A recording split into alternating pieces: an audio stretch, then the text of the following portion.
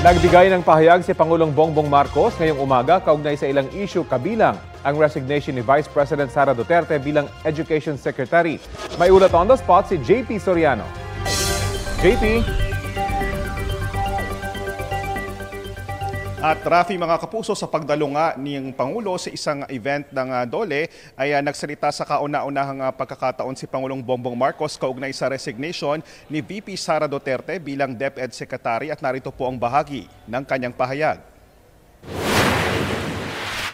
She didn't give any reasons. I asked her if there were any particular reasons why she has chosen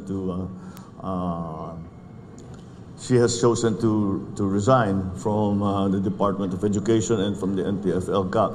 And she said, wag na lang natin pag-usapan. So I did not force the issue. Dahil sa resignation ni VP Sara sa Marcos Cabinet, natanong ang Pangulo kung buo pa ba ang unit team. Sabi ng Pangulo, Rafi, hindi pa rin nagbabago ang unit team.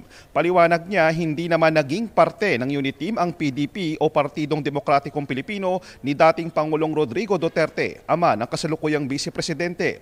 Si VP Sara ay kabilang sa hugpong ng Pagbabago Regional Party. Sa pagkatapos daw ng linggo, mag-aanunsyo ang Pangulo ng bagong DepEd Secretary.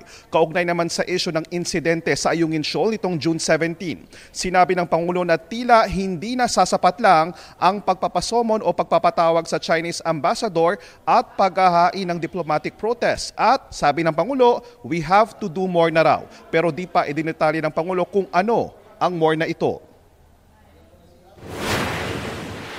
It's not armed. Walang pumutok. Sir, bakit Hindi tayo tinutukan ng baril. Sorry, sir. But it was a deliberate action to stop our people. But in the process of that, kinuhanan tayo. They boarded a Philippine vessel and took the equipment from that Philippine vessel. So although there were no arms involved, nonetheless, it is still a deliberate action, and it is essentially an illegal action that was taken by the Chinese forces. Sir, last na on my court. At Rafi, wala naman daw komento ang Pangulo sa pagkakaabsuelto ni dating Senadora Leila de Lima sa kanyang mga drug cases, sabay giit na hindi raw nagbabago ang posisyon ng gobyerno ng Pilipinas at sinabing wala raw jurisdiction ang ICC sa ating gobyerno. At yan muna ang latest mula rito sa Maynila. Balik muna sa iyo, Rafi. Maraming salamat, JP Soriano. Kapuso, alamin ang maiinit na balita. Bisitahin at mag-subscribe sa GMA Integrated News sa YouTube. Sa mga kapuso abroad, samahan nyo kami sa GMA Pinoy TV at sa www.gmanews.tv.